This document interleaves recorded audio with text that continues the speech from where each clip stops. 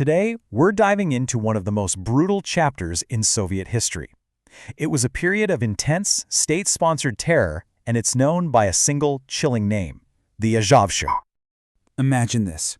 For about 2 years, an entire nation was just gripped by fear. Your neighbors could disappear in the middle of the night. Officials you saw yesterday were suddenly denounced as traitors.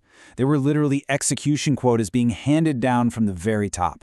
I mean, that was the terrifying reality of the Great Terror.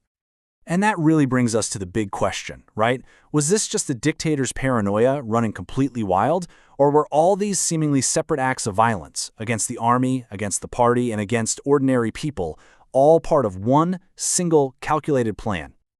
To get to the bottom of that, we have to look at the period itself, and at the man whose name became totally synonymous with it. So the term Yezhovshchina, it literally means the time of Yezhov.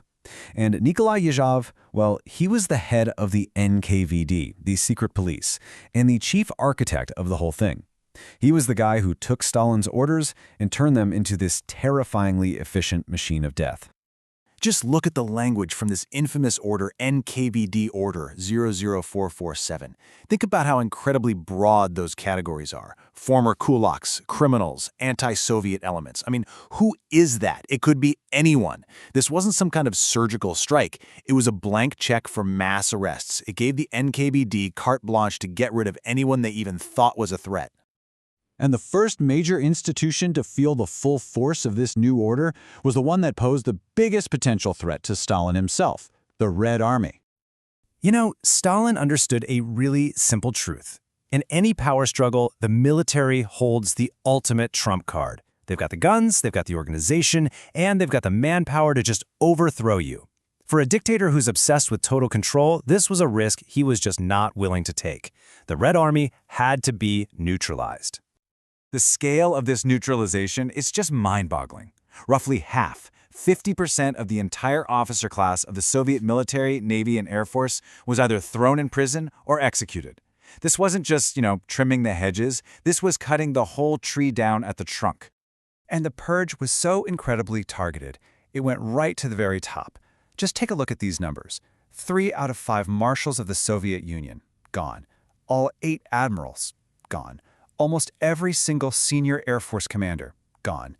This was the systematic decapitation of the entire Soviet military leadership.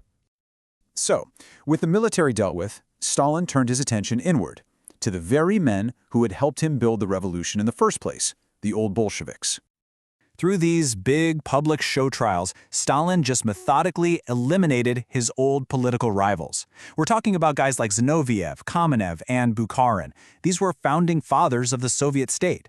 They were accused of the most absurd crimes, forced to confess on camera, and then executed. It was all just gruesome political theater.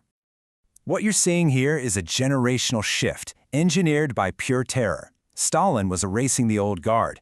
These were men who saw themselves as his equals, men who weren't afraid to argue with him, and in their place, a new generation of bureaucrats who were basically products of fear. They owed their entire careers to Stalin, and you can bet they would never, ever dare to question him. Now, this strategy of replacing any independent power with absolute, unquestioning loyalty, that wasn't just happening in Moscow. It was brutally applied all across the vast multi-ethnic Soviet Union. So between 1937 and 1938, the leadership of the non-Russian republics was pretty much wiped out and replaced by people who were totally compliant to Moscow. The terror was also used for demographic control. Entire ethnic groups, anyone seen as potentially disloyal, were just uprooted and deported, like the ethnic Koreans in 1937 and then the Volga Germans a few years later. The goal was simple: crush any potential for regional or ethnic opposition before it could even start. But even after purging the army, the party, and the republics, there was still one ghost that haunted Stalin, one rival he still hadn't eliminated. Leon Trotsky. From his exile in Mexico, the co-leader of the revolution was this constant, prickly nuisance. He was brilliant, he was famous, and he was just relentlessly attacking Stalin's regime in his writing. For Stalin, he was public enemy number 1. So why this obsession with Trotsky? I mean, the guy was in exile. It's because he wasn't just a critic, he was an alternative. His book, The Revolution Betrayed, was this blistering takedown of everything Stalin was doing. He represented a whole rival ideology and was a powerful symbol for any opponent of the regime. As long as Trotsky was alive, Stalin knew his power wasn't absolute. Well, the hunt ended in August 1940. An NKVD agent, on Stalin's direct orders, drove an ice pick into Trotsky's skull. Now, technically this fell just outside the main Yezhovshchina period, but it was its logical conclusion. It was the final, brutal act in Stalin's quest to eliminate every single last rival. Okay, so let's pull all these threads together. The army, the party, the nationalities, Trotsky. When you look at it all at once, what do you see? When you lay it all out like this, it stops looking like random chaos, doesn't it? It starts to look like a chillingly effective blueprint. Step 1, neutralize the only force that can physically stop you. Step 2, erase anyone who remembers when you weren't all-powerful. Step 3, crush all regional autonomy. Step 4, hunt down the last symbol of ideological opposition.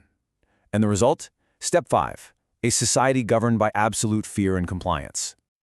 And really, that's the most significant consequence of the Yezhovshchina. It wasn't the death of any single person or the destruction of any single group. It was the combined effect of all of it. Each purge was just a pillar supporting one single goal, the total and absolute political dominance of one man. By the end of this period, Stalin was no longer just the leader of a political party. He was something else entirely. He was, as the historian Simon Sebag Montefiore calls him, the Red Tsar. An absolute autocrat whose power was unquestioned, whose ideas faced no contradiction, and whose rule was cemented by a fear that touched every single corner of Soviet life. The Yezhovshchina really is a terrifyingly logical blueprint for how to achieve total control. But it leaves us with this final, really sobering question. What is the true cost in lives, in freedom, and in basic humanity of allowing any single person to accumulate that much power?